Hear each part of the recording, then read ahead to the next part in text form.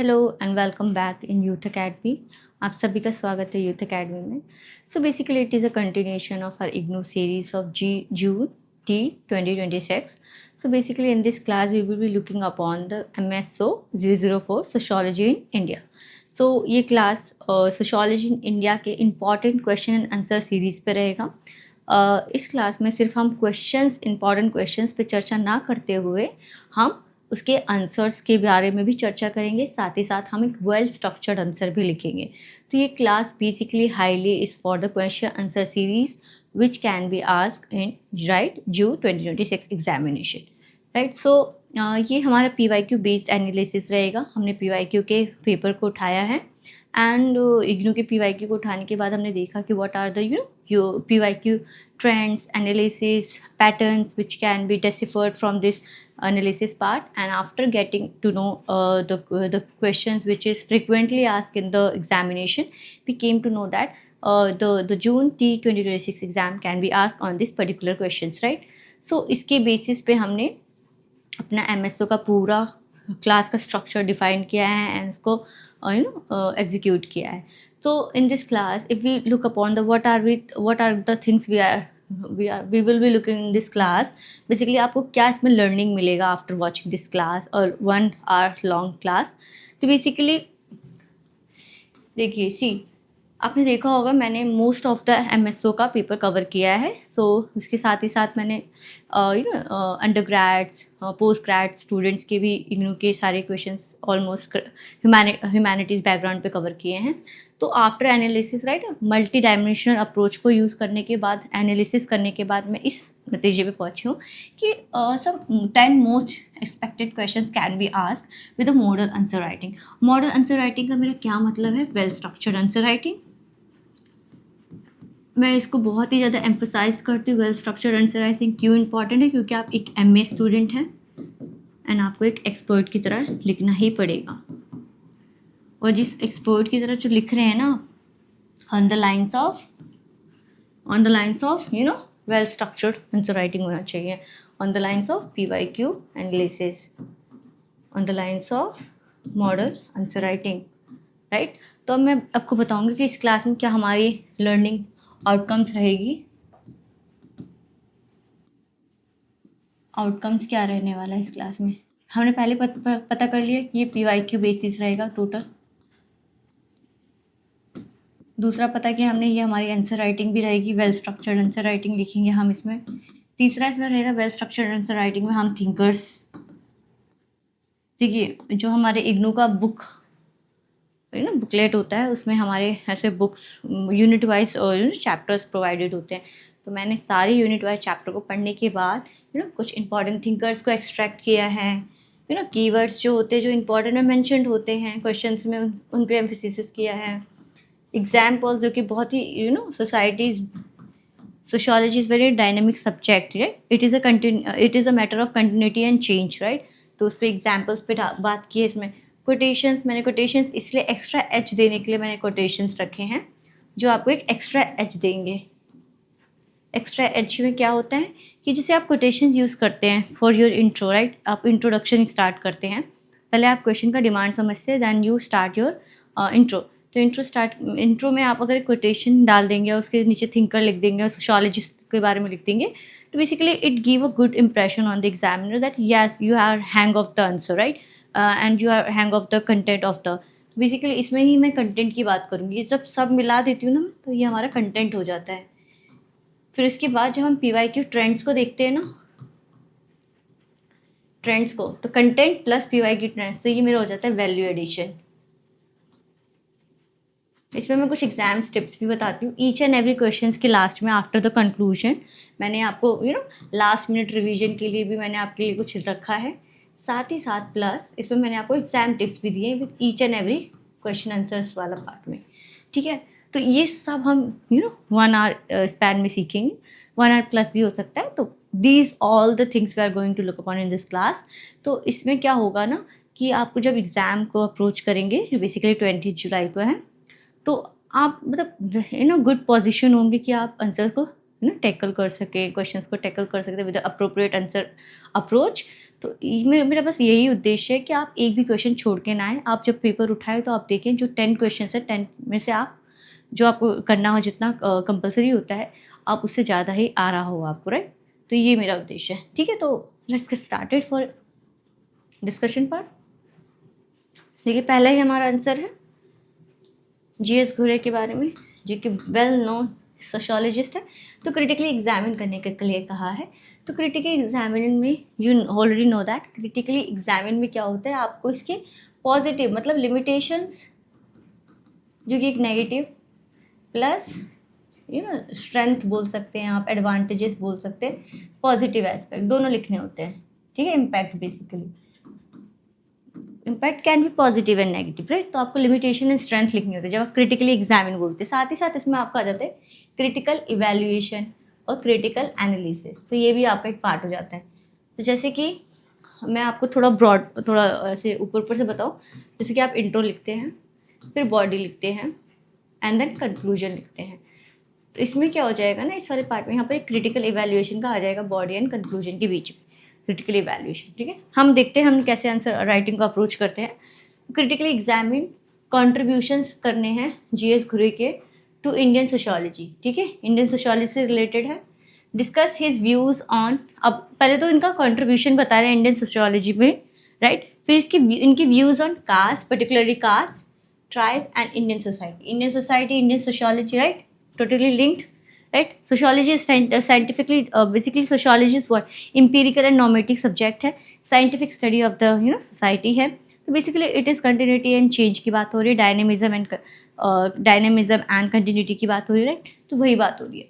तो इंट्रो आप कैसे लिख सकते हैं, वैसे आप थोड़ा सा समअप कर दीजिए इन वन लाइन कि घुरे इस टाइम पीरियड में थे, a father of Indian sociology कहे जाते हैं। अब बताइए फादर ऑफ सोशियोलॉजी किसे कहते हैं, राइट। कमेंट बॉक्स में बताना। ठीक है, he played a pioneer role institutionalising sociology in India, ठीक है। बेसिकली सोशियोलॉजी, जो सोशियोलॉजी का एक डिसिप्लिन जो इन्होंने बनाया ना इंडिया में, एज अ सब्जेक्ट मैटर बनाया, उसी को बेसिकली कहते हैं फादर ऑफ इंडियन सोशियोलॉजी। इन्होंने सोशियोलॉजी को एज अ डिसिप्लिन बनाया इंडियन सोसाइटी में, ठीक है। तो वहीं पे इनकी टीचिंग है, रिसर्च, राइट, राइटिंग है यूनिवर्सिटी ऑफ बॉम्बे में, राइट। तो इनका वर्क, सेमिनल वर्क है कास्ट रेस इन इंडिया, ठीक है। Reams are one of the most influential text in Indian society. तो इतना हमें पता है। फिर मैंने यहाँ पर ये कोटेशन डाली है जो कि एक एक्स्ट्रा एच प्रोवाइड करेगी आपके एग्जामिनेशन में। कैसे, इंडियन सोसाइटीज़ पे इनके कॉन्ट्रीब्यूशंस थे, तो इंडियन सोसाइटी पे ही कोटेशन डालूंगी। जैसे कि Indian society can be understood only through its historical and cultural tradition. तो आपको नहीं लग रहा caste, tribe and society is just like a historical and cultural, right. Historical and cultural tradition ही तो है, caste, class, tribes, ethnicity, cultural heritage, ये सारे historical and traditional, historical and cultural tradition ही तो है। तो बेसिकली इंडियन सोसाइटी को उन्होंने perspective of historical cultural tradition के वे में समझाया है। तो उसी को मैंने इस पूरे क्वेश्चन को मैंने एक लाइन में समअप कर दिया, पूरे क्वेश्चन को मैंने एक लाइन में समअप कर दिया, ठीक है। अब हम लिखेंगे कंट्रीब्यूशन। हम मैंने देखिए इनके आगे ही लिख दिया जीएस घुरे की कोटेशन। अब मैंने ये मेरा बॉडी स्टार्ट हो गया। अब बॉडी में मैंने फर्स्ट हेडिंग लिखा। मेरा फर्स्ट हेडिंग क्या है, contribution of GS Ghurye's contribution to Indian sociology. और फर्स्ट मेरा सब हेडिंग क्या है, 1 पॉइंट लिखा तो मैंने सब हेडिंग हो गया। सब हेडिंग क्या है मेरा, पायनियर ऑफ इंडियन सोशियोलॉजी, ठीक है। तो बेसिकली मेजर स्कूल है इनका सोशियोलॉजी का, India and trained several eminent including M N Srinivas. M N Srinivas के बारे में तो आप जानते हो, उन्होंने सेंस्क्रिटाइजेशन की, डोमिनेट कास्ट, क्लास, पैट्रियार्की, इन सब पे इन्होंने बात की है, इनका सब्जेक्ट मैटर रहा है। इरावती कार्वे के बारे में हमने बहुत पढ़ा है। Kapadia and AR Desai very first. Ideological approach का था इनका, क्योंकि हमें कॉन्ट्रीब्यूशंस पढ़े, तो ideological approach and methodology is very much important. तो इंडियन सोसाइटी को स्टडी करते हैं क्लासिकल संस्कृत टेस्ट के थ्रू। तो यही इनका जो हमने कोटेशन दिया था, through the historical and cultural tradition. तो यही नहीं लग रहा है हिस्टोरिकल एंड कल्चरल ट्रेडिशन की ये बात कर रहा है, ठीक है। एपिक्स, रिलीजियस, अब रिलीजियस की बात की इसलिए तो उन्होंने ट्राइब एंड कास्ट की बात की है। right? Literature, historical records, and then applying only Western sociological theories. ठीक है. कंपैरेटिव हिस्टोरिकल मेथड देखें. हिस्टोरिकल मेथड था इनका. Ghurye combined historical evidences with comparative analysis to explain social institution such as caste, family, kinship, religion and tribes. तो basically उनका historical approach रहा था to study the Indian society through the Indian sociology. उन्होंने historical approach को comparatively किससे link किया? Through ages से. Ages का मतलब इन पास्ट प्रेजेंट को कंपैरेटिवली देखा. ऑल्सो थ्रू डिफरेंट सोसाइटीज़ को दिख रहा है. Different societies in the terms of westernise societies, Indian societies, right. ऐसे देखा. तभी तो यहाँ पर बात करें वेस्टर्न सोशियोलॉजिकल थियोरीज को इन्होंने लिंक किया. ठीक है. तो ये हो गया हमारी बात. इनके व्यूज़ ऑन कास्ट पूछा था, राइट. तो इनके व्यूज़ क्या है? Central institution of Indian society है. कास्ट जो central institution of Indian society. उन्होंने बात की race, occupation, religion and social customs.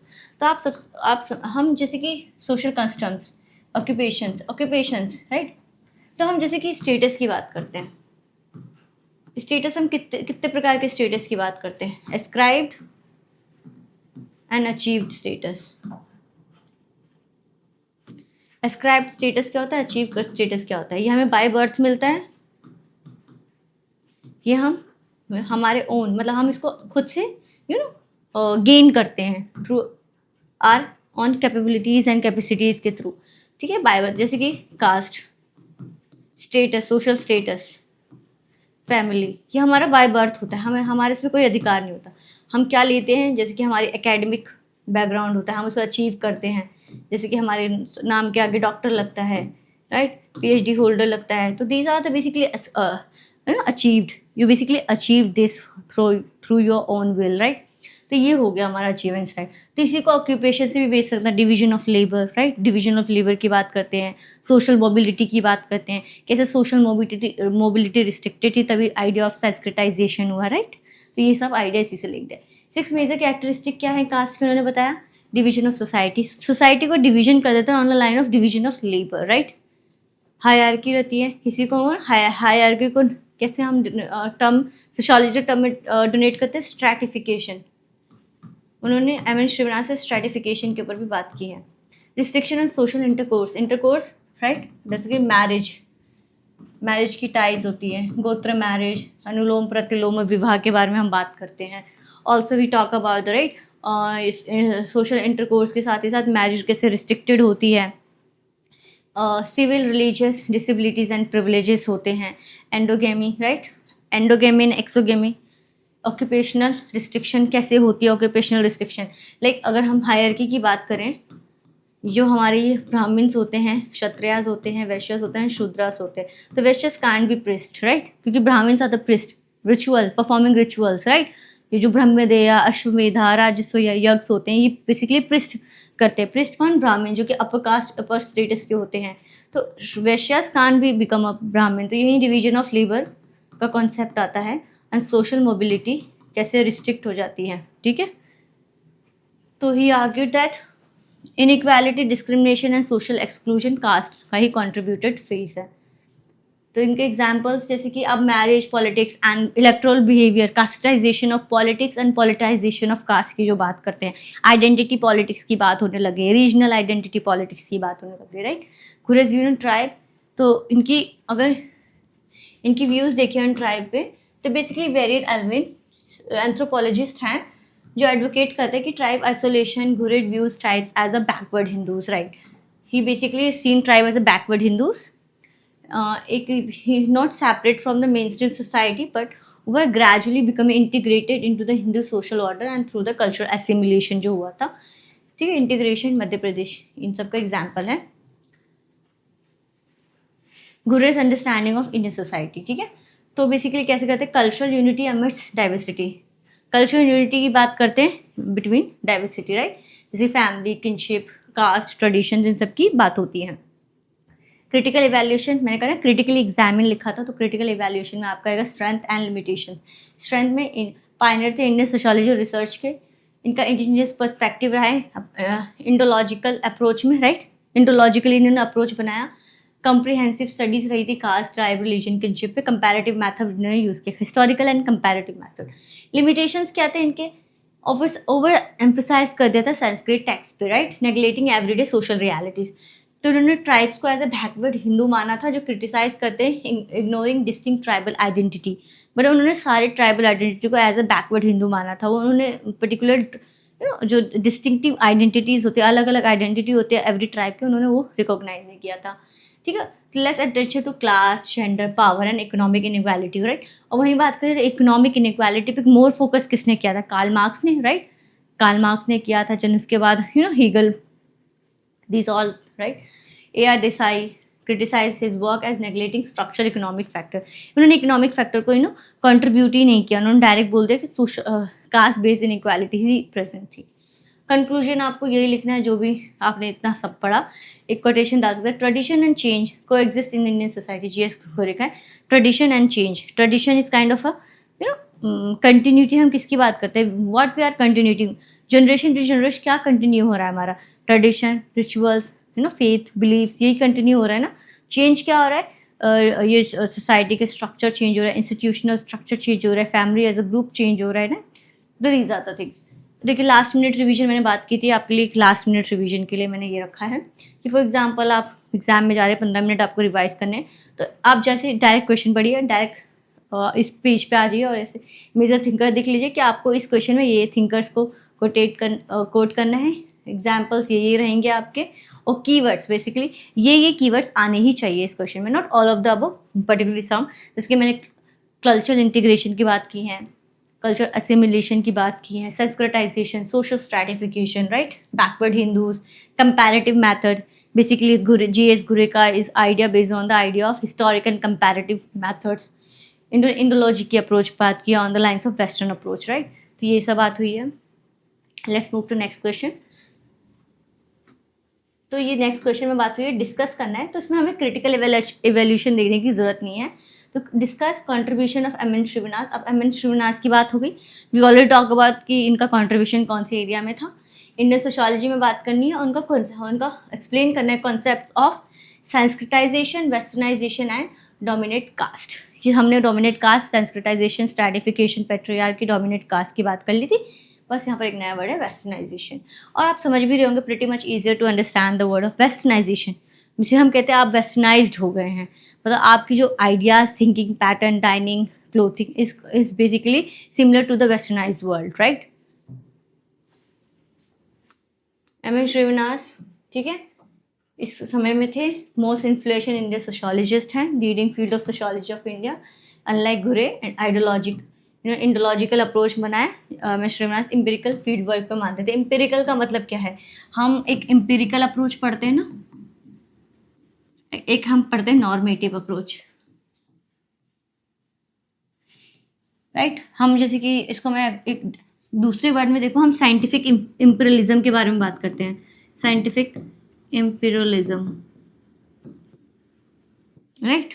तो इसका मतलब क्या होता है? साइंटिफिक, आपको तो पता है, मतलब एविडेंस बेस्ड, इसी को तो कहते हैं evidence based scientific analysis, evidence based. Imperialism मतलब होता है observation based, observation based, right. जैसे कि on the lines of factual information, observation, sensory observation, आप जो देख रहे हैं उस पर बेस्ड होता है। Normative is more like just opposite of it, it is based on like assumptions हो गए, हाइपोथेसिस हो गए, राइट। तो these are the things, doctrine जो सिद्धांत बना देते हैं on the line of assumptions, imaginations, जो आइडियल स्टेट होता है on the line of normative approach होता है। तो these are the differentiation between them, ठीक है। जस्ट आप जल्दी जल्दी लिखते चले जाना, we don't have much time, right. तो Indian society can best be understood through intensive field work. तो इंटेंसिव फील्ड वर्क की बात की ना उन्होंने, वैसे ही बता दें कि जो उनका मेथोडोलॉजी है, उनका जो मेथड है, वो basically lies with the idea of empirical field work. तो ये बेसिक हमारे एम एन श्रीनिवास हो गए। तो इनका कंट्रीब्यूशन पूछा था इंडियन सोशियोलॉजी में, राइट। तो पायनियर थे फील्ड वर्क ट्रेडिशन की। स्ट्रक्चर फंक्शनल की बात करते हैं, हमने स्ट्रक्चर फंक्शनल अप्रोच के बारे में बात कर रखी है पहले से ही। फील्ड व्यू की बात करते हैं, बेसिकली विलेज स्टडी है इनका रामपुरा, तो उनकी एक विलेज स्टडी केस स्टडी की बात हो रही है, स्टडी ऑफ सोशल चेंज। तो बेसिकली इन्होंने एक्सप्लेन किया है कि इंडियन सोसाइटी में चेंज कैसे होता है internal social process rather than only through legislation economic reform. तो जो सोशल चेंज होता है वो जस्ट नॉट पॉलिटिकल स्फेयर में नहीं होता, वो social cultural and economic fair में भी देखने को मिलता है। इन्होंने मोर एम्फोसाइज किया on the line of socio cultural change, right. Village study की बात की है, Indian village and dynamic social system, क्योंकि जो भी concept of socio cultural change आता है on the lines of village studies में ही देखने को ज़्यादा मिलता है, इसलिए तभी एम्पिरिकल फील्ड वर्क की बात की है इन्होंने। एम्पिरिकल फील्ड वर्क में विलेज स्टडीज़ करते हैं आप on the lines of socio religious and socio cultural change में, तो आपको पता चलता है एम्पिरिकल बेसिस, ऑब्जर्वेशन बेस्ड, आप ऑब्जर्व करके बताते हैं कि क्या क्या चेंजेस आए हैं through the time and space. Concept of Sanskritisation, ठीक है, संस्कृताइजेशन का ही मतलब है कि जब लोअर कास्ट मिमिक करता है, मिमिक करता है behaviours of upper caste, right. Lower caste adopt the customs, rituals, beliefs and lifestyle of the higher caste, mimic, right, mimicry, specially to the twice born caste जिसे कहते हैं। And जो हम threading वाला सिस्टम होता है ना, जो ऐसे ब्राह्मण लोग थ्रेड करते हैं, तो बोलते हैं ना ट्वाइस बोर्न कास्ट है। Improve the social stress, basically social status को इम्प्रूव करने के लिए होता है, जिससे कल्चरल मोबिलिटी होती है, सोशल मोबिलिटी होती है, विदाउट स्ट्रक्चरल ट्रांसफॉर्मेशन होता है, accepted by the upper caste practice. जो राजपूत आए हैं, अब हिस्ट्री को लिंक करेंगे आप सोशियोलॉजी से, तो जो राजपूत आए अपने आप को क्षत्रियास कहते हैं, लेकिन उनका कोई लिनेज नहीं था, इसलिए वो हिरण्य गर्भदान के बारे में आपने सुना होगा, जिससे माना जाता है कि हिरण्य गर्भदान के बाद राजपूत क्षत्रियास क्लेन से बिलोंग करने लगते हैं, ठीक है। Many OBCs community adopted vegetarianism and temple rituals to claim higher status, right. जैसे ओबीसी में non creamy layer and creamy layer का कॉन्सेप्ट होता है, राइट। कॉन्सेप्ट ऑफ वेस्टर्नाइजेशन, अब यही सेम है। Westernization refers to the change in Indian society due to British rule and Western education. Westernized, right? Modern education, scientific outlook, democracy, rule of law, individualism, and women educations. Concept of dominant caste. तो dominant caste कैसे enjoy होता है? Dominant caste का मतलब क्या होता है? मतलब न्यूमेरिकल स्ट्रेंथ उनकी ज़्यादा होती है, मेजॉरिटी बेस्ड होते हैं, ऑनरशिप ऑफ लैंड होता है, पॉलिटिकल पावर होता है, इकोनॉमिक पावर होता है, एजुकेशन एडवांटेज होता है, and social and cultural power भी होती है। सच कास्ट, अभी मैं इसमें डोमिनेंट कास्ट की बात करूँ, in Indian society Hindus are the dominant caste because they have majority, ownership of land much larger than other as comparatively other caste, right. Political power है उनके पास, रिसोर्सेज हैं, क्योंकि बीजेपी आप देखेंगे most of the Hindu party को donate करते हैं, ठीक है। एग्जाम्पल जट, हरियाणा, प्रतिदास, लिंगायट्स, रेड्डीज, ये हिंदूज में होता है, हिंदूज में भी डिविजन्स होते हैं। स्ट्रेंथ क्या है, एम्पिरिकल सोशोलॉजिस्ट है, ठीक है। Social mobility through sensitisation, local power and structure की बात करते हैं, विलेज स्टडीज़ को एम्फोसाइज करते हैं। और ये बेसिकली सेंसिटाइजेशन इकोनॉमिक इनइक्वालिटी को इग्नोर कर देता है। Basically caste dominate except mainly applicable to rural Indias में ही एप्लीकेबल है, अर्बन इंडिया में नहीं है। Dalit movement and caste based oppression को ओवरलुक करते हैं, फेमिनिस्ट स्कॉलर को नेगलेक्ट करते हैं, ठीक है। जेंडर इनइक्वालिटी पे बात ही नहीं होती है, पेट्रियार्की बात करते हैं ये। तो social change in India is gradual but continuous, ठीक है। इसी से आइडिया ऑफ कंजर्विज्म निकला है, और लाइक कंजर्विज्म की बात होती है कि ग्रेजुअल चेंज को एक्सेप्ट करते हैं, नॉट सडन चेंज को, ठीक है। इसी से एक स्कॉलर है एडमंड बर्गी, जो आइडिया ऑफ कंजर्विज्म से लिंक्ड है। Major thinkers for the last minute revision, ठीक है, these are the Louis Dumont, चेस घुरे, ये सब मेंशन है आपके उसी में, ठीक है, आंसर में। तो ये these are the keywords. Next question, यहाँ पर देखिए क्रिटिकली एग्जामिन है, तो अगेन हमें स्ट्रेंथ एंड लिमिटेशंस बताने हैं, क्रिटिकल इवेल्युएशन भी देना है, ठीक है। 3 पॉइंट्स हो गए। Indological and structural functional approach to study of Indian society, Indological approach किसने दिया था, जीएस घुरे ने, तो इसी से आपको पता चल गया। Compare the strength and limitation, यहीं से हमें पता चल गया क्रिटिकल एग्जामिन से कि किन स्ट्रेंथ एंड लिमिटेशंस भी बतानी है, लेकिन इसमें किसकी बतानी है, हमें स्ट्रक्चर फंक्शन अप्रोच की बतानी है, इंडोलॉजिकल अप्रोच की बतानी है, ठीक है, राइट। तो इसी में इन्होंने बात की कि study of Indian society shaped several theoretical perspective, ठीक है। Indian Indological approach and structure function approach are the many में से 1-2 अप्रोच है।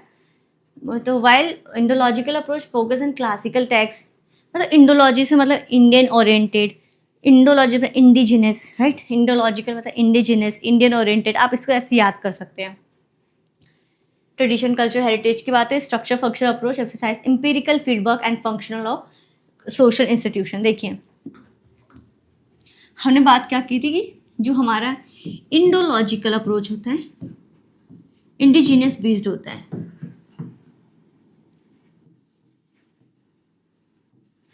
ठीक है। और इससे हमारे कौन से राइटर लिंक थे? GS Ghurye, right. और जो हमारा ये स्ट्रक्चरल फंक्शन अप्रोच है, मैं ऐसे लिख देती हूँ थोड़ा, structure function approach, structure function approach है वो हमारा empirical feedback, empirical field work से रिलेटेड। अब उसके राइटर कौन है, मतलब उसके थिंकर कौन है, सपोर्टेड थिंकर कौन है एम एन श्रीविनाश। तो आपको बेसिकली जितना भी हमने क्वेश्चन नंबर 2 और क्वेश्चन नंबर 1 में पढ़ा है उनका दोनों का कंटेंट मिला के क्वेश्चन नंबर 3 का आंसर बन जाएगा, ठीक है। तो आपको ऐसे थिंकिंग लेके चलनी है, ठीक है। तो वही बात हुई है, स्ट्रक्चर फंक्शन अप्रोच, ट्रेडिशंस की बात हुई है, not visible, right. Theory without observation is incomplete and observation without theory is blind. तो ऑब्जर्वेशन की बात कर रहे हैं, इंपीरिकल आइडियाज की बात कर रहे हैं, ठीक है। Incomplete observation without theory is blind, ठीक है। इंडोलॉजिकल अप्रोच हिस्टोरिकल रिकॉर्ड्स की बात करता है, ठीक है। हमने मेजर थिंकर जीएस घोरे, लुइस डिमॉन्ट एंड प्रभु की बात कर ली है। मेन फीचर्स हमने पढ़ लिया कि Sanskrit text, historical culture texts की बात करते हैं, caste religion tradition and continuity of Indian civilisation की बात होती है। देखिए हमने फर्स्ट क्वेश्चन में देखा था कास्ट, गुरेज का caste and race in India, तो ये इंडोलॉजिकल अप्रोच पे बेस्ड था। स्ट्रक्चर फंक्शन अप्रोच में हमने M N Srinivas, S C Dube and Beteille के बारे में बात कर ली, जो एम्पिरिकल फील्ड स्टडी से बेस्ड था। हमने बात कर ली कि एम्पिरिकल फील्ड स्टडी क्या होता है, फील्ड वर्क क्या होता है, ठीक है। इसी के थोड़े से हमें कंपैरिजन स्ट्रेंथ पूछे थे, तो ये टेक्स्ट बेस्ड होता है, फील्ड वर्क होता है, historical, empirical, focus on tradition, focus on present and social realities की बात करते हैं। कल्चर इंटरप्रिटेशन, फंक्शन एनालिसिस की बात होती है, micro perspective and micro perspective, macro होता है, माइक्रो होता है, ठीक है। इंडोलॉजिकल की स्ट्रेंथ क्या है? कल्चर कंटिन्यूटी को बताता है, historical path and understand religion, caste. Empirical evidences होता है, ऑर्गेनाइजेशन चेंज को बताता है, विलेज स्टडीज़ को स्ट्रेंथ करता है। लिमिटेशंस क्या है? ओवर एम्फोसाइज कर देते हैं, वही सेम जो हमने क्वेश्चन नंबर 1 में लिमिटेशन देखे थे और क्वेश्चन नंबर 2 में लिमिटेशन देते थे, these are the repeated ones, ठीक है। तो कंक्लूड करना है, and Indian society represent continuity within change. तो मैंने कंटिन्यूटी एंड चेंज की बात की है। These are the important major thinkers and these are the keywords, ठीक है। Let's move to question number 4.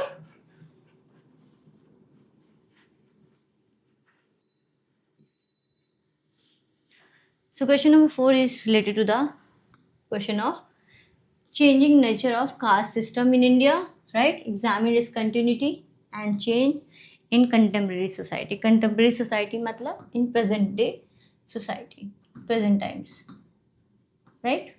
तो caste system oldest and most distinctive institution है, as we all know that. तो ठीक है, तो ट्रेडिशनली अब इस क्वेश्चन में आप कैसे क्वेश्चन नंबर 1, 2 एंड 3 को कैसे लिंक कर सकते हैं?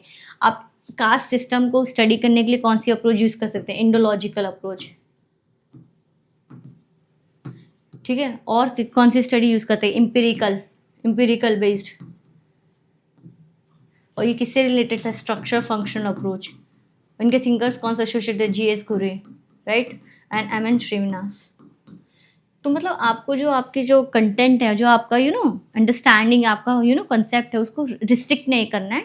आपको सेम कॉन्सेप्ट, राइट, कंटेंट को through out question and answer use करना है, इफ वो एप्लीकेबल है तो डोंट बी रिस्ट्रिक्टेड पर्सन, ठीक है। Just flow with the question, and question का डिमांड है तो आप इसको यूज़ करिए, एंड थोड़ा मल्टी डायमेंशनल अप्रोच के साथ क्वेश्चन को डिमांड करिए। सोचिए कि आपका कौन से ऐसी अंडरस्टैंडिंग है, आपके पास क्या मटीरियल है जो आपको यूज़ करना चाहिए और क्या यूज़ कर सकते हैं, ठीक है। जैसे कि मुझे आइडिया आया कि जब मैंने कास्ट सिस्टम पढ़ा, मुझे पता चल गया जीएस घुरे is talking about the caste system through the idea of Indological approach. Same M. S. Srinivasan is also talking about the westernization, casteization, Sanskritization, dominate caste. Caste dominate caste तो आया ना, तो उन्होंने कौन सा अप्रोच यूज किया? Empirical field studies, empirical field work, which is related to the idea of structure function approach, right. तो यहीं पे कास्ट सिस्टम हो गया, birth and hierarchy, endogamy, hereditary occupation की बात करते हैं, यहाँ पर सोशल मोबिलिटी रिस्ट्रिक्टेड होती है, ठीक है। तभी यहाँ पर आइडिया ऑफ संस्कृताइजेशन, वेस्टर्नाइजेशन आता है, industrialisation, urbanisation, education, constitution reform, globalisation की बात होती है। तो caste is not merely a division of labour, it is division of labourers, ठीक है। अम्बेडकर की लाइन है। तो ट्रेडिशनल फीचर क्या है कास्ट सिस्टम का, जीएस घुरे देखिए आ गया, मेरे को पता नहीं था फिर मैंने बताया आपको, ठीक है। Segmental division of society hierarchy होती है, जो भी हमने जीएस घुरे का कंटेंट में पढ़ा वो सेम आता, रिपीटेड कॉपी पेस्ट हुआ, ठीक है। चेंजिंग नेचर क्या है कास्ट का, डिक्लाइन ऑफ ऑक्यूपेशनल रिस्ट्रिक्शन। तो अब क्या हो रहा है मॉडर्न सोसाइटी में, जब आइडिया ऑफ इंडस्ट्रियलाइजेशन, अर्बनाइजेशन आया, अब आपकी कोई कास्ट नहीं पूछता अर्बन सोसाइटीज़ में, you are just working at the same line में। तो मॉडर्न एजुकेशन, इकोनॉमिक डेवलपमेंट से क्या वीकेंड हुआ traditional link between the caste and occupation, जो कि पहले था ना कि जो हमारी ये डिवीजन ऑफ कास्ट था वो डिवीजन ऑफ लेबर से लिंक था, जो सोशल स्ट्रैटिफिकेशन था सोशल मोबिलिटी को रिस्ट्रिक्ट करता था। But through the emergence of industrialisation, urbanisation, enlightenment, renaissance, you can say Russian revolution, French revolution, emergence of sociology as a discipline and a subject matter, तो उसी से हमारा idea निकल के आया थ्रू द ये कि जो हमारा ये जो कास्ट बेस्ड लिंकेज था वो डायल्यूटेड होने लगा, ठीक है।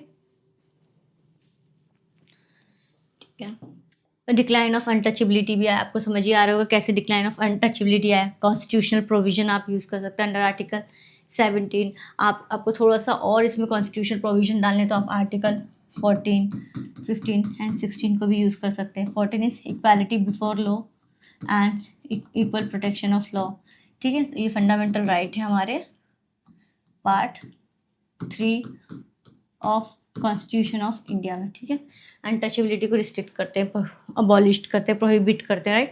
अर्बनाइजेशन, इंडस्ट्रियलाइजेशन में कैसे अर्बन लाइफ अनकरेज करी मोबिलिटी को, intercaste interaction reduce the traditional restriction. अब तो एंडोगेमी एक्सोगेमी का कोई कॉन्सेप्ट भी नहीं है, अब तो concept of love marriage start हुआ है। तो these are the things of which is basically changing through time and space. Rise of caste based politics, casteization of politics हो गया, आइडेंटिटी पॉलिटिक्स की बात जो की थी हमने, increase the intercaste interactions, promoter social integration, caste assimilation की बात हुई है, कास्ट इंटीग्रेशन की बात, culture integration, culture assimilation through the lines of marriage ties, right. Continuity of caste system कैसे रहा है, एंडोगेमस मैरिजेस रिमेन डोमिनेट, अभी भी एंडोगेमस मैरिजेस होते हैं, जिसकी Yadav caste basically looking for the Yadav caste, right, for the marriage purpose, right। वही बात होती है, caste influence in voting behaviour के कारण हुआ है। डिस्क्रिमिनेशन परसिस्ट फ्रॉम रीजन, अभी तक डिस्क्रिमिनेशन है, महार कम्युनिटीज़ हो गई, राइट, वाल्मीकिज कम्युनिटीज़ हो गई ये, और एक बेसिकली शरद कुमार लिम्बाले हैं जो कि एक दलित राइटर हैं। Basically he talk about the outcast, जिसको बेसिकली अकार माशी कहा जाता है इनके लैंग्वेजेस में। तो बेसिकली टॉकिंग आउटकास्ट क्या होता है, जो कि इस ट्रायंगुलर डिवीजन में नहीं जिसमें आते, वो आउटकास्ट होता है, जिसको चंडालास भी बोला जाता है दूसरे लैंग्वेज में, ठीक है।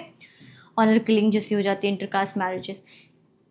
व्यूज, हेमंत श्रीनिवास का dominant caste, right, Sanskritization, Louis Dumont का प्योरिटी एंड पॉल्यूशन से जो लिंक है हमारा आइडिया, अम्बेडकर जी का जो सोशल इक्वालिटी एंड डेमोक्रेसी की बात होती है। तो strength and weakness are the same one.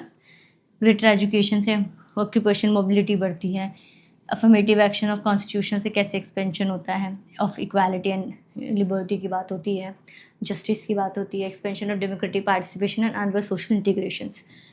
लेकिन अभी भी कास्ट बेस्ड इनइक्वालिटीज़ है, एक्सप्लॉयटेशन है, ऑनर किलिंग एंड डिस्क्रिमिनेशन है, इकोनॉमिक रिसोर्सेज का अनएक्सेस है, and this are the conclusion. But continuity and change making caste evolving through static one। तो caste has change its form but not its influence. तो basically caste अपना form change किया है but उसका influence same ही रहा है, ठीक है। Major thinkers and major keywords, ठीक है। Next question,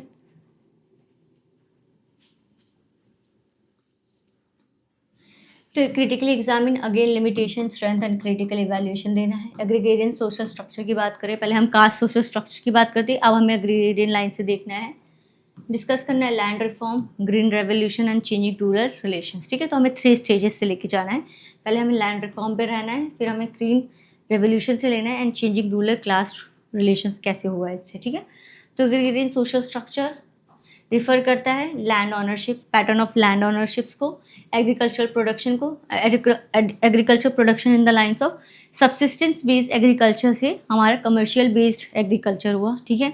class relation, caste hierarchy and power distribution, इसी में idea of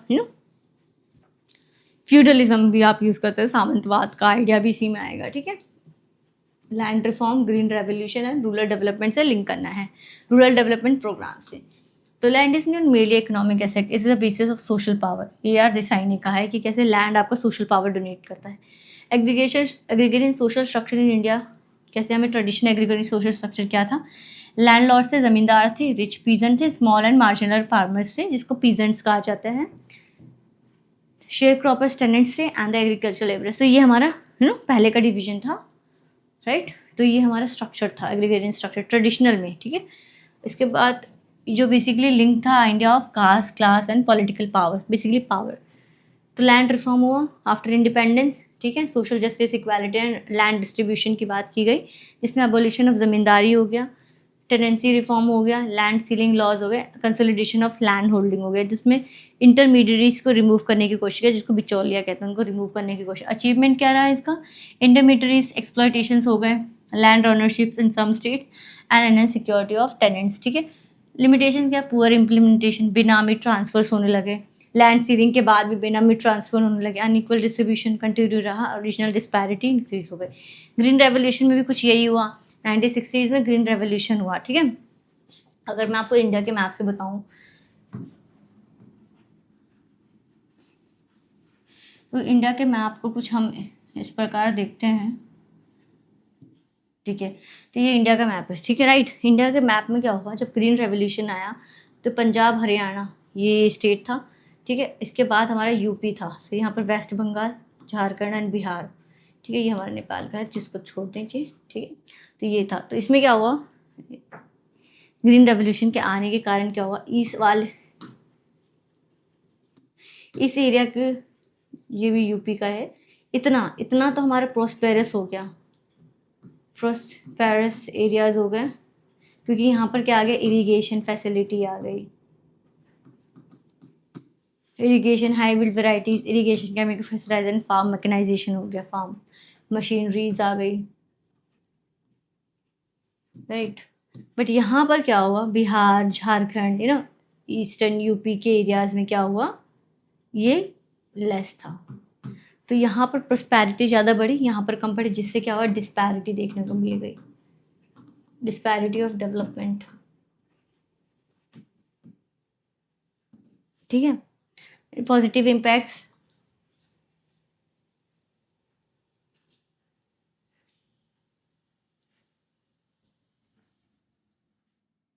right. Positive impacts क्या रहे, फूड ग्रेन इंक्रीज हुआ, सब्सिस्टेंस से कमर्शियल बेस्ड फार्मिंग में आ गए, agriculture productivity, national food security हुआ, ठीक है। लेकिन नेगेटिव इम्पैक्ट था रीजनल डिस्पैरिटी, मतलब रीजन इनइक्वालिटी देखने को मिला, इन्वायरमेंटल डिग्रेडेशन हुआ, land large farmers concentrated benefits हुए एंड मॉडरेट इनपुट्स देखने को मिले, जैसे Punjab, Haryana, western UP benefited the most.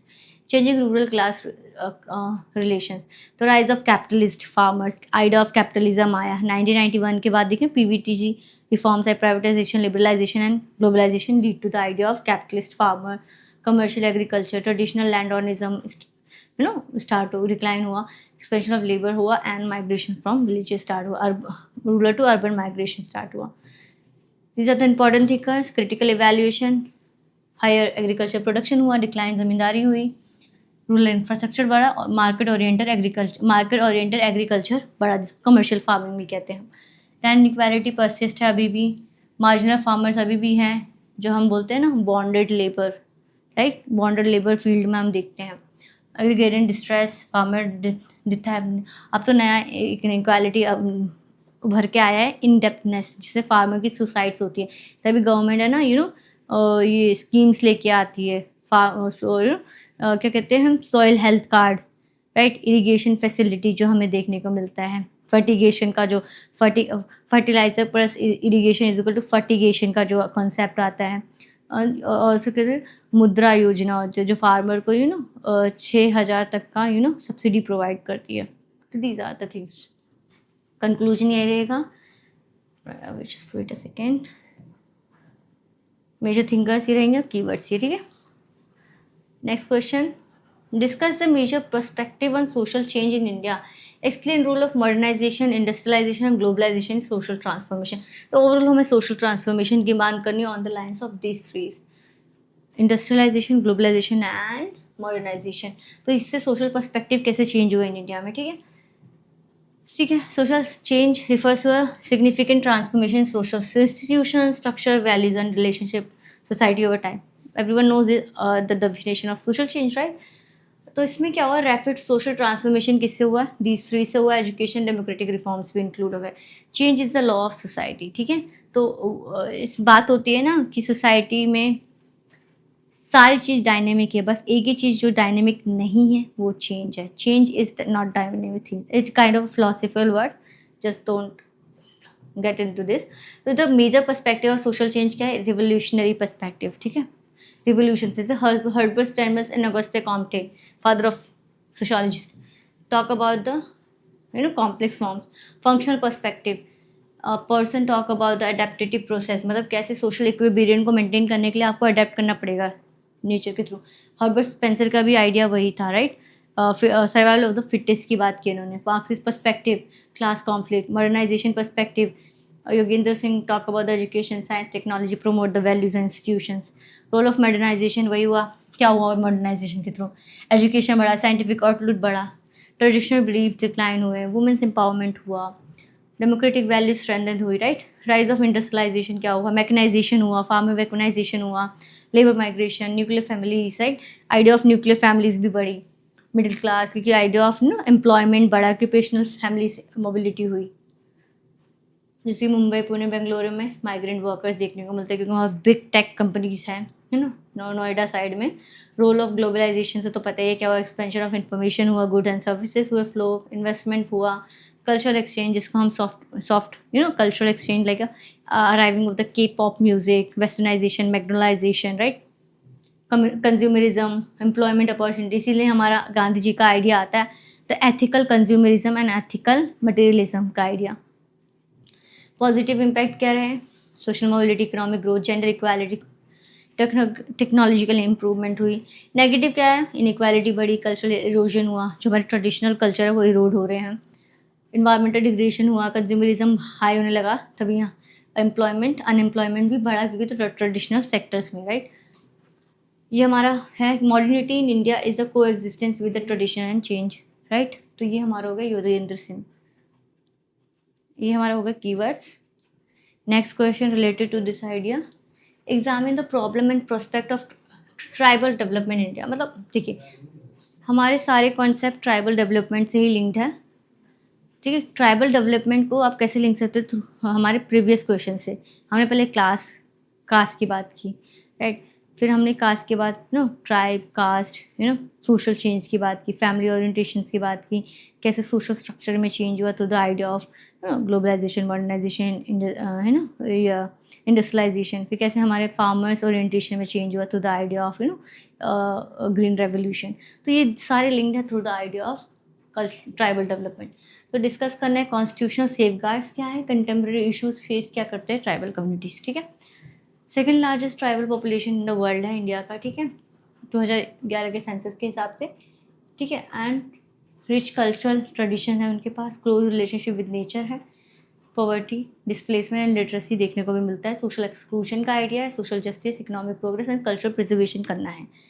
Development should empower tribal communities without destroying their identity, तो एल्विन ने कहा था, ठीक है। प्रॉब्लम ऑफ ट्राइबल डेवलपमेंट क्या है, पॉवर्टी एंड अनएम्प्लॉयमेंट। देखिए इसलिए एकलव्य रेजिडेंट स्कूल का भी निर्माण किया गया है बाय द गवर्नमेंट टू ये एजुकेशन की जो ये इनको डिस्पैरिटी देखने को मिलती है वो सॉल्व हो सके। एग्रीकल्चर लिमिटेड है लाइवलीहुड तक, लिटरेसी एंड पुअर हेल्थ देखने को मिलता है क्योंकि वो सोशली एक्सक्लूडेड है, राइट। इसलिए आइडिया ऑफ PVTGs की बात हुई, particularly vulnerable tribal groups, right. Displacement, Narmada बचाओ आंदोलन, जिसे जो डिस्प्लेसमेंट होता है through the large mega hydro power dam projects, exploitation, cultural erosions होते हैं। कल्चर इनके सेफगार्ड्स क्या है, article 46 promotion education economic interest, 244 administrative schedule क्राइस areas, 5th schedule, 6th schedule, article 267 grant tribal areas, अब देखिए जो हमारे सोनम वांगचुक जी जो प्रोटेस्ट कर रहे हैं, बेसिकली उनका वन ऑफ द मुद्दा क्या है कि लद्दाख को 6 शेड्यूल में लाना है। तो 6 schedule is basically a powerful schedule which basically preserve the ideas of tribal groups. 275 grant tribal welfare, 330 and 332 parliament state legislature में रिजर्वेशन की बात, पैसा act and the forest right act. ठीक है, प्रोस्पेक्ट एंड कंटेम्प्रेरी इश्यूज पूछे। Prospect क्या है? Expansion करना है एजुकेशन का, मतलब आइडियोलॉजी क्या है, विजन क्या है, फ्यूचर विजन, इसको प्रोस्पेक्ट कहते हैं। स्किल डेवलपमेंट करना है, फॉरेस्ट राइट को इम्प्लीमेंट करना है, इको टूरिज्म बढ़ाना है, सस्टेनेबल लाइवलीहुड करनी है उनके लिए, digital connectivity and health services provide करने हैं, एंड पंचायती राज इंस्टीट्यूशन को करना है, मतलब डिसेंट्रलाइजेशन का आइडिया, ग्रास लेवल डेमोक्रेसी का। बट हमारे कंटेम्प्रेरी इश्यूज क्या है? Land alienation, mining, industrial development, environmental degradation, Naxalism देखने को मिलता है, लेफ्ट विद एक्सट्रीमिज्म, नक्सलिज्म है ना, इंसर्जेंसीज, फॉरेस्ट डिपेंडेंट कम्युनिटीज़ हैं, effect of the identity, indigenous knowledge को प्रिजर्व करना है। क्रिटिकल इवैल्यूएशन वही हमारे कि हमारे अचीवमेंट्स और चैलेंजेस क्या है। अचीवमेंट में हमारा कॉन्स्टिट्यूशन प्रोटेक्शन देखने को मिला है, reservation and education, employment, literacy, forest right and political representation. Weak implementation रहा है ऑफ वेलफेयर स्कीम्स का, कंटिन्यू डिस्प्लेसमेंट चलता रहा है, पॉवर्टी देखने को मिला है, culture marginalisation and social exclusion हुआ है, and equality, education, health care inadequate access है। कंक्लूजन वही रहेगा कि हमें सोशली इनको इंक्लूसिव ग्रोथ लाना है, प्रिजर्व करना है tribal identity, culture and traditional knowledge को। तो यही हमारा the soul of tribal development lies in the protecting both people and their culture. ठीक है, तो यही हमारे इंपॉर्टेंट थिंकर्स हो जाएंगे, keywords related this. Next question, critically examine the relationship between tradition and modernity in Indian society with suitable example। tradition and modernity, हमें tradition and modernity को पहले critically examine करना है, इनके relationships को, and फिर उसको examples के साथ। तो यहीं पे बात है Indian society coexistence of tradition and modernity। traditional refers to the inherited customs, right? indigenous customs, inherited customs, values, institutions passed through generation to generation। modernity क्या है कि डोनेट करता है social transformation, social change, social transformation in institutions, values, organizations, beliefs, right? Science, rationality, democracy। तो गिंदर सिंह ने वही बात की, modernity in India is not rejection of tradition but the transformation, right? तो इसी में हम ट्रेडिशन एंड मॉडर्निटी का कंसेप्चुअल अंडरस्टैंडिंग देखें। ट्रेडिशनल इंक्लूड करता है कास्ट, फैमिली, रिलीजन, कस्टम को। मॉडर्निटी इंक्लूड करती है equality, individualism, secularism, scientific temperament, constitutional values, right? Modernisation of tradition करना है हमें बेसिकली। ठीक है, without eroding the value of traditional, coexistence करना है, ट्रांसफॉर्मेशन ऑफ कास्ट करना है, जो ये डिस्क्रिमिनेशन, इनइक्वालिटी, अनटचेबिलिटी, इनको इरोड करके हमें मॉडर्नाइजेशन ऑफ ट्रेडिशन करना है, right? On the lines of intercaste employment, change in family, how basically family getting change through the idea of urbanisation. Like पहले जॉइंट फैमिली था, एक्सटेंडेड था, अब न्यूक्लियर फैमिली हो गया, सिंगल पैरेंटिंग फैमिली का भी कॉन्सेप्ट आ गया, राइट? वुमेन स्टेटस को हमें बढ़ाना है, right? Patriarchy dominant society, patriarchal, patrilineal, patrilocal था, अब मेट्रोलिनियर, मेट्रोलोकल, मैट्रियार्कल सोसाइटी देखने को मिली है। Garo Khasi Jaintia hills one of the example of it. Social and exclusion, secularization की बात हुई, सेकुलरिज्म। ठीक है, रिलीजियस साइंटिफिक टेम्परामेंट लाना है, रिलीजियस टॉलरेंस डेवलप करना है। तो इसलिए एम एन श्रीवनाथ का मेजर थिंकर से संस्कृताइजेशन, वेस्टर्नाइजेशन की बात हुई है। मिल्टन सिंगर की बात हुई, great tradition and little tradition coexist. Mukherjee, modernity should emerge the Indian own culture traditions, right? And Yogendra Singh, modernization of tradition की बात करते हैं। पॉजिटिव एस्पेक्ट क्या रहेगा? प्रिजर्वेशन हो जाएगा कल्चरल हेरिटेज का, एजुकेशन, डेमोक्रेसी एक्सपेंस होगा, जेंडर इक्वालिटी बढ़ेगी, टेक्नोलॉजिकल प्रोग्रेस होगा। लिमिटेशंस क्या होंगे? कास्ट डिस्क्रिमिनेशन परसिस्ट रहेगा, पेट्रियार्कल प्रैक्टिस रहेगी, इनटॉलरेंस रहेगा in some extent, and conflict देखने को मिलेगा between the modern and traditional ways. Conclusion, important thinkers and keywords. ठीक है, तो इसमें नेक्स्ट क्वेश्चन है, discuss the major dimension of urbanisation in India, explain its impact on family, migration, employment and social equality. तो migration, urbanisation का हमें dimension देखना on the lines of these things जो मेंशन है, family, migration, employment and social inequalities separately. ठीक है, तो कैसे अर्बनाइजेशन के आइडिया से लिंक करते हैं हम idea of industrialization, economic reform and migration and expansion of this services, ठीक है। तो urbanization is not merely the growth of cities but the transformation of social life. Louis Wirth ने कहा है मेजर डायमेंशन क्या है, पॉपुलेशन ग्रोथ हुई है, cities have expanded rapidly due to the natural growth, rural to urban migration की बात जो करते हैं, demand pull and demand and push pull जो माइग्रेशन होती है, इंडस्ट्रियल इकोनॉमिक ग्रोथ हुई है, ऑक्यूपेशनल डाइवर्सिफिकेशन हुआ है, एक्सपेंशन ऑफ इंफ्रास्ट्रक्चर हुआ है। इम्पैक्ट क्या है फैमिली पे, न्यूक्लियर फैमिली बढ़ गई, इंडिविजुअलिज्म हुआ है, women in work force wife, जैसे कि हमारी हमारी एक राइटर है Kabir, yes I mean Kabir एक है, फेमिनाइजेशन ऑफ लेबर की बात करता है। तो यहाँ पर आप एक यूज़ कर सकते हैं on the lines of scholar Kabeer, the term of feminisation of labour is coined, right. तो ये आप कर सकते हैं, फेमिनाइजेशन ऑफ लेबर के बाद रिड्यूस एलर की अथॉरिटी रिड्यूस हुई है, rise of dual income house hold की बात हुई है, ठीक है। इसलिए यहाँ से ही हमारा डबल बर्डन का भी कॉन्सेप्ट आया कि वुमेन सब पे अब डबल बर्डन हो गया on the lines of domestic chores as well as दो जो इकोनॉमिक अर्निंग वाला बेसिस होता है। इम्पैक्ट ऑफ माइग्रेशन जो है, पॉजिटिव इम्पैक्ट क्या है, बेटर अपॉर्चुनिटीज़ हुई है, स्किल डेवलपमेंट, कल्चरल डाइवर्सिटी हुई है, ग्रोथ इन स्लम्स एरियाज़ में ग्रोथ देखने को मिले हैं, अर्बन इंफ्रास्ट्रक्चर पर प्रेशर पड़ा है, इनफॉर्मल एम्प्लॉयमेंट भी हुई है। इम्पैक्ट क्या है एम्प्लॉयमेंट में, इंफॉर्मेशन टेक्नोलॉजी, बैंकिंग, मैन्युफैक्चरिंग, जो हमारी ये primary, secondary, tertiary, quaternary, quinary ये सेक्टर्स होते हैं इकोनॉमी के। उसके बाद हमारे कौन से बड़े हैं, मैन्युफैक्चरिंग, मतलब secondary, tertiary, quaternary and quinary sectors हमारे इंक्रीज हुए हैं। इम्पैक्ट ऑन सोशल इनक्वालिटीज़ क्या है, पॉजिटिव इम्पैक्ट क्या है, social opportunities, social mobility and middle class expansion हुआ है। नेगेटिव इम्पैक्ट क्या है, income inequality, housing shortage, slum development, digital divide देखने को मिलता है between the tribal and the rural tribal, between the rural and tribal groups and between the urban areas, तो digital divide. तो ये कुछ इंपॉर्टेंट थिंकर्स हो गए, उनके कुछ आइडियाज़ हो गए हैं। देसाई की बात करें तो अर्बनाइजेशन अंडर कैपिटलिज्म इनइक्वालिटी कैसे करता है, castle sites about the economic and technological network and Rao urbanization, migration and with urbanism as a way of life, ठीक है। एडवांटेजेस वही economic growth, so infrastructure diversification, health care and better education. Challenges environmental degradation, pollution, trafficking, housing crisis, right, social exclusion and rising urban poverty. इसलिए प्रधानमंत्री आवास योजना हुआ है, तो ये one of the example of fighting this urban poverty and housing problem. So these are the important ones and the thinkers. So last question, but not the least one, right? So critically examine करना है impact of globalization of Indian society with special reference to economic, culture, education and media. जिसे urbanization हमें link करना था on the lines of family, employment, social structure, right? अब हमें क्या करना है, globalization के impacts को करना है. Impacts can be negative and positive, right? On the lines of economic, culture and education and media, ठीक है। तो अर्बनाइजेशन, ग्लोबलाइजेशन का मतलब है इंक्रीजिंग इंटीग्रेशन ऑफ इकॉनमी, ठीक है ना, directly flow of goods and services, interconnected world, idea of cosmopolitan governance, right. तो ये हो गया गुड्स, सर्विसेज, कैपिटल, टेक्नोलॉजीज है।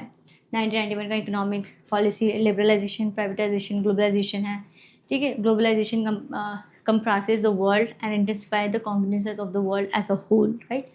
इम्पैक्ट क्या है ग्लोबलाइजेशन का इंडियन सोसाइटी में, FDI बढ़ा है, FII बढ़ा है, ठीक है। Positive impact, technology, employment opportunity, entrepreneurship, startup culture देखने को मिला है, आइडिया ऑफ एंटरप्रेन्योरशिप स्किल्स का हुआ है।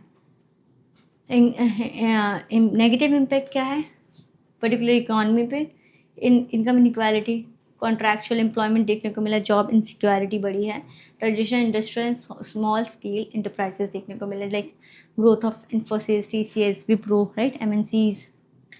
इम्पैक्ट ऑन कल्चर क्या है, पॉजिटिव इम्पैक्ट तो यही हुआ, कल्चरल डाइवर्सिटी हुई है, एक्सचेंज हुआ है, अवेयरनेस ह्यूमन राइट्स को लेकर, जेंडर इक्वालिटी बढ़ी है, cultural yoga, Ayurveda, promotion of Indian culture हुआ through the idea of yoga, Ayurveda, Hollywood, right. Impact क्या है, consumerism and materialism, decline of local languages, traditional art forms, ठीक है। Cultural humanization influence by western lifestyle, जिसको आइडिया ऑफ मैग्नलाइजेशन and dollarization कहते हैं, ठीक है। इम्पैक्ट ऑफ एजुकेशन क्या रहा है, इंटरनेशनल कोलैबोरेशन बढ़ा है, डिजिटल लर्निंग हुई है, skill based professional education and research and innovation आया है। न्यू एजुकेशन पॉलिसी से लिंक कर सकते हैं आप इसे। कमर्शलाइजेशन ऑफ एजुकेशन हो गया है, access to equality education on the lines of income equality, right, between urban and rural development. Swayam and एक्टेल लर्निंग ऐप्स के बारे में देख सकते हैं। इम्पैक्ट ऑफ मीडिया का रहा है, ग्रोथ ऑफ डिजिटल जर्नलिज्म हुआ है, इंफॉर्मेशन एक्सेस बढ़ा है, पब्लिक अवेयरनेस बढ़ी है, बट क्या हुआ है, मिस इन्फॉर्मेशन बढ़ा है, fake news, deep fake, right, AI का इन्वेंशन हुआ है, तो मीडिया कंसंट्रेशन, कॉर्पोरेट ऑनरशिप्स रहे हैं, privacy concerns and cyber crime देखने को मिला, जैसे YouTube, Instagram, X, right, these are the important thinkers and इनके जो यहाँ पर कैस्टल का जो आइडिया है network society, it is important, right, compression of the world is Robertson का है। Giddens talk about the globalisation receive everyday life, Arjun Appadurai का है social culture flow the ethnospace media space scrapes and technoscapes, ठीक। Yogendra Singh already repetitive thinker, globalization transform Indian society while interacting with existing traditions, right. Impact वही रहेगा जो हमने particularly each and every aspect में देखा था। Limitations are the all sames. Limitations में आप देख सकते हैं कि कैसे रैपिड इकोनॉमिक डेवलपमेंट हुआ है। Of course we know that rapid economic development हुआ इकोनॉमिक स्फेयर में, technological innovation, education opportunity in the economics education sphere, global competitiveness बढ़ा है एंड डेमोक्रेटिक कम्युनिकेशन इंक्रीज हुई है। If we talk about the limitations, तो social cultural inequality देखने को मिले, रिलीजियस कल्चरल इरोजन, कंज्यूमरिज्म बढ़ा है, environmental degradation, informal employment, digital education and disparity. अब इसी को आप सॉल्यूशंस बताने हैं, तो देखिए इसका सॉल्यूशन क्या हो जाएगा, महात्मा गांधी का क्या है, विजन ऑन एथिकल कंज्यूमरिज्म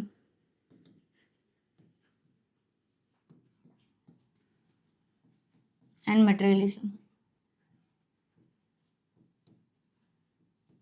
तो ये इसका सॉल्यूशन हो जाएगा जो लिमिटेशंस बताए हैं, ठीक है। Social and religious inequality, right, तो इसका क्या हो जाएगा, diversification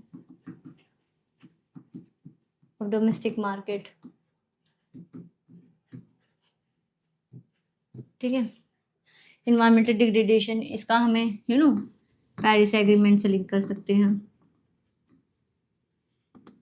common but differentiated responsibility, carbon crediting की बात कर सकते हैं, कार्बन प्राइसिंग की बात कर सकते हैं, नेशनली डिटरमाइंड कंट्रीब्यूशंस की बात कर सकते हैं, डिजिटल एजुकेशन एंड डिस्पैरिटी या ग्रोथ एंड एम्प्लॉयमेंट में ये आप रीजनल ऑर्गेनाइजेशंस की बात कर सकते हैं, इंटरनेशनल स्फीयर्स में ऑर्गेनाइजेशंस, राइट। अब ये डिजिटल एजुकेशन डिस्पैरिटी, तो डिजिटल इंडिया जो मिशन है, स्किल इंडिया मिशन है, मेक इन इंडिया मिशन है, तो इससे आप जिस प्रॉब्लम को भी सॉर्ट आउट कर सकते हैं, ज़्यादा सॉल्यूशन। कंक्लूजन रहेगा, inclusive, sustainable and culturally sensitive globalisation लाना है हमें। अमर्त्य सेन की वही बात करते हैं, globalisation offers opportunity only when development is inclusive, right. इसलिए अमर्त्य सेन की कैपेबिलिटी अप्रोच है, महबूबुल हक की ह्यूमन डेवलपमेंट अप्रोच है, तो ह्यूमन डेवलपमेंट की बात करते हैं, राइट, तो ह्यूमन ग्रोथ एंड डेवलपमेंट, ठीक है। तो दीज आर द इम्पॉर्टेंट, गिडेन का ग्लोबलाइजेशन, अपारदुनी, कैस्टलर, सेन एंड सिंह की ऑलरेडी हमने बात कर लिया, अमर्त्य सेन की कैपेबिलिटी अप्रोच हो जाएगी। These are the important concept of network society of Robertson, right. तो कैट्सलर, ठीक है। तो on the lines of basically यही इसी में हमारे जो इंपॉर्टेंट क्वेश्चन एंड आंसर थे, जो मैंने इस क्लास की स्टार्टिंग होने से पहले जो मैंने बात की थी कि ये हमारे लर्निंग आउटपुट्स रहेंगे, आउटपुट्स आउटकम्स रहेंगे। तो मुझे लग रहा है कि मैंने जितने भी बात की वो सारा का सारा हमारे जितने भी गोल्स थे वो फुलफिल हो गए, सेटिस्फाइड हो चुके हैं, राइट। अब इसमें मुझे ये बात करनी है, जितने भी मैंने आपको क्वेश्चन आंसर्स दिए हैं वो बहुत ही इंपॉर्टेंट हो जाते हैं, आपको ये क्वेश्चंस और इसके आंसर्स पढ़ने हैं, साथ ही साथ ये जो इंपॉर्टेंट थिंकर्स, कीवर्ड्स ये सब प्रोवाइडेड है, तो वो आपको वो भी देखते हुए चलना है, क्योंकि थिंकर्स इंपॉर्टेंट हो जाते हैं। थिंकर्स आपके आंसर्स को सपोर्ट करते हैं, जो आप कह रहे हैं अगर आप उसको किसी फेमस थिंकर्स के साथ लिंक कर देंगे तो वो बेसिकली आपके आर्ग्यूमेंट को सपोर्ट कर रहे हैं एंड वेरी एनरिच्ड आर्ग्यूमेंट बना रहे हैं। अगर मैं इसी की कुछ बात कर दूँ कि इसका PDF, जिस PDF से मैंने पढ़ाया है उसका PDF हमारे टेलीग्राम पे मिल जाएगा, ऑफिशियल टेलीग्राम चैनल है। इसका लिंक पिन कमेंट में होगा, as well as description box में भी दे दिया जाएगा लिंक, टेलीग्राम का लिंक, ठीक है। अब ये PDF इंग्लिश में है। For the Hindi medium student please comment for the Hindi medium PDF, we will provide this Hindi PDF to this Telegram channel itself, ठीक है। तो इंग्लिश मीडियम PDF आपको after this actual lecture and आपको टेलीग्राम चैनल में मिल जाएगा। पर जिसको हिंदी मीडियम PDF पर्टिकुलरली चाहिए, ठीक है, तो वो आप कमेंट कर देना कमेंट बॉक्स में, फिर हम उसको टेलीग्राम चैनल में within half an hour and 1 hour के आपको प्रोवाइड कर देंगे, ठीक है। सो यहीं पे क्लास एंड करते हैं। So thank you everyone for watching this session and stay tuned for more IGNOU series and more lectures. Thank you everyone.